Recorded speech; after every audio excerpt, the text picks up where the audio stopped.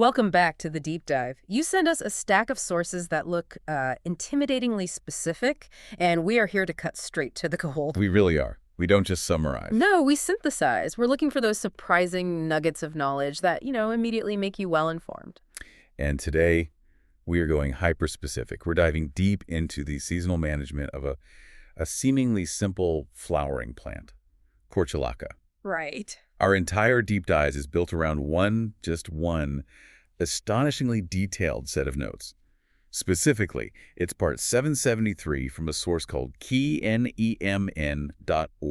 Okay, let's unpack this source immediately because our mission is to pull out the precise, practical, and, highly detailed guidance on how to propagate and maintain the species. Forget the general tips. Exactly. No more water regularly. We're looking for the exact seasonal rhythm that a veteran grower has observed.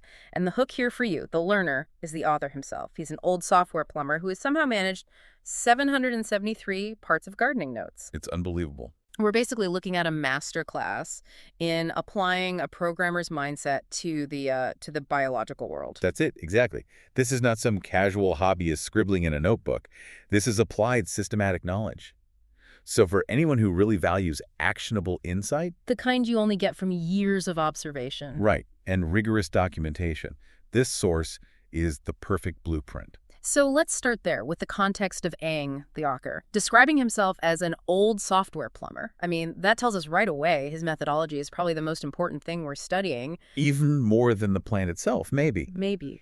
And what's fascinating is that his approach to knowledge is just. It's completely domain agnostic. The sheer length of this series, part 773, that shows an extraordinary commitment. Oh, absolutely. A long-running, documented observation. He doesn't just garden, he systematically studies gardening. He sees the natural world a lot like software, I think, as a system that needs observation and precise input to get a predictable output. And when you look at the breadth of his notes, that just becomes undeniable. You scroll through his archives and you find notes on Haskell programming. Which is a notoriously complex language. Right. And it's sitting right next to notes on Python, notes on fish keeping, notes on dieting, and then notes on gardening. The metadata alone paints this picture of a mind that just finds structure everywhere. It speaks directly to the learner's mindset, doesn't it?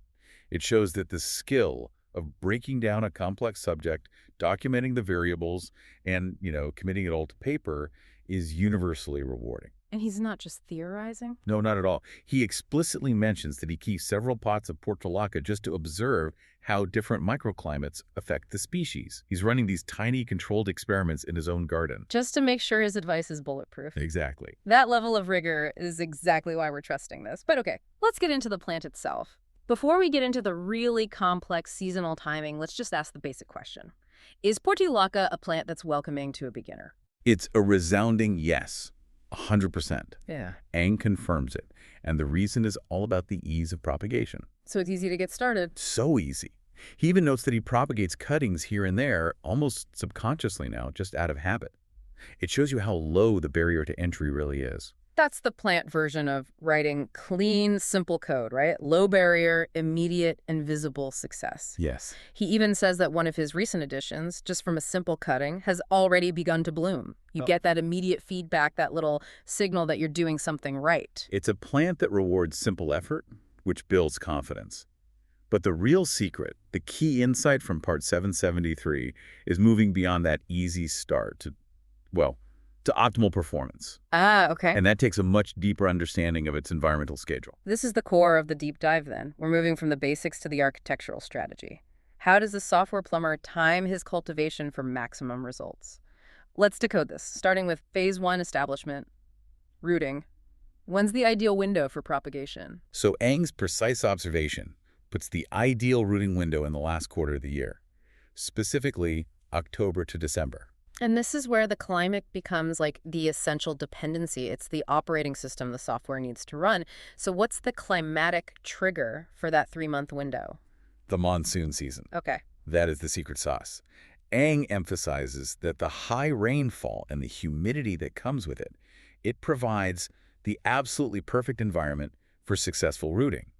That damp, saturated environment is precisely what the cuttings need to establish themselves. Okay, so wait, if the monsoon is so good for rooting, Why not just keep them damp all year? What's the risk there? Well, that's the critical observation he makes. Prolonged saturation. Hmm. It often leads to rot, where you get really poor bloom quality later on. Ah, So Portulaca needs that dampness for the initial root development, but it doesn't want to live there permanently. It's a foundational stage that needs precise conditions, just like testing a software module in a controlled environment before you deploy it. that makes perfect sense. And speaking of environment, we should probably add a little caveat here for you listening. Since Aang is observing a specific microclimate, it's likely Southeast Asian with the monsoons, you need to find your local equivalent of this rhythm. Right. If you're gardening somewhere temperate, you're looking for your own damp rooting season, maybe early spring or late fall, followed by your dry blooming season. Adapt the principle, not the specific dates. Exactly. Observation is universal. The climate dates are regional. So now let's talk phase 2, the payoff. You've rooted the plant in the dampness. How do you trigger those vibrant blooms? What's the timing and the trigger for that explosion of color? The optimal bloom time happens as the climate shifts pretty dramatically toward first quarter of the next year, so January to March. Which means the climatic trigger must change completely. It does. The environment moves away from that monsoonal dampness and it transitions into windier, sunnier days. That shift, the dry, bright, airy change, is what triggers the vibrant, continuous blooms he's been working towards. This is where the whole strategy comes together for the learner. You strategically use the damp, gloomy conditions of, say, October to December to build the plant's infrastructure. Letting the monsoon do the hard work of rooting. And then, the moment the weather clears and the sun and wind return in January, that established plant is ready to just burst into bloom. It's a perfect two-phase management strategy. It really elevates gardening into the systematic, timed deployment. But Aang is also very clear that beauty requires consistent, ongoing effort. Right, it's not set it and forget it. Not at all. Well, propagation is easy, consistent success. And avoiding, visual degradation, that requires effort. So we're moving from implementation to maintenance, and we need to talk about that one specific problem this plant is prone to if you don't manage it correctly. We're talking about preventing the plant from becoming leggy. Right. That stretched, sparse, unattractive growth where the flowers are minimal and all the beauty is lost. Aang sees this as a system failure that meticulous maintenance can prevent. I love that analogy. If propagation is writing your initial code, maintenance is the ongoing refactoring you need to keep the system running. So what are the two non-negotiable admin tasks to combat legginess? They are absolutely a non-negotiable. Regular pruning and regular fertilizing. For Aang, pruning is basically refactoring the plant structure. It forces denser, bushier growth instead of weak stems. And fertilizing. That's resource deployment, making sure the plant has the energy reserves to support continuous flower production. That makes the task so much clearer for you. It's not optional. If you want that sustained quality, you have to commit to that cycle. The consistent effort is what separates a casual grower from a master. It's the difference between a project that works once and one that is scalable and sustainable year after year. Now let's talk about the final flourish, maximizing the aesthetic return. Aang talks about the plant's natural behavior, specifically its trailing growth habit. How does that observation inform the best way to display it? Well, since the Portulaca naturally trails, Aang's argument is that you should work with that nature, not fight against it. Makes sense. If you let the stems hang freely, they follow their natural inclination, which maximizes the coverage and the visual appeal. Which leads to the very practical recommendation. Portulaca performs best in hanging pots. This configuration, he says, beautifully accommodates its natural growth pattern. It's a simple, practical piece of advice that just elevates the whole presentation. You're leveraging the plant's design, not forcing it into an unnatural shape. It's another lesson in just paying attention. He didn't just note that it trails. He optimized the entire setup to complement that specific trait. So what does this all mean for you, taking this hyper-detailed knowledge away? Let's try to offer the sharp, practical takeaways from Aang's Part 773. Let's do it. Okay, Portulaca is the perfect beginner plant, easy propagation. But mastery comes from timing.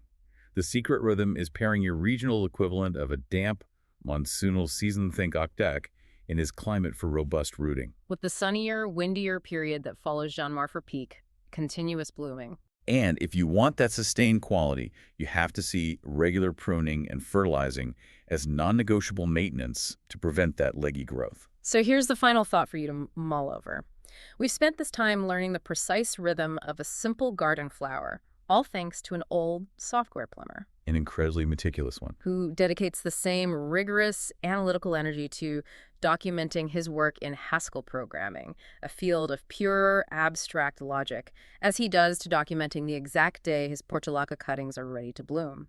The final lesson is this: his success, in code or in cuttings, is rooted in the same methodology. Meticulous observation, documentation, and systematic maintenance. Exactly. If that analytical mindset, which we usually apply to computing, can yield such perfect, actionable results for horticulture, imagine the power of applying that level of detail and rigorous note-taking to your own diverse interests, whatever they may be. The real deep dive is recognizing the universal effectiveness of process, the methodology of the software plumber. It really does work everywhere. Until the next deep dive, keep observing and keep documenting. We'll see you next time.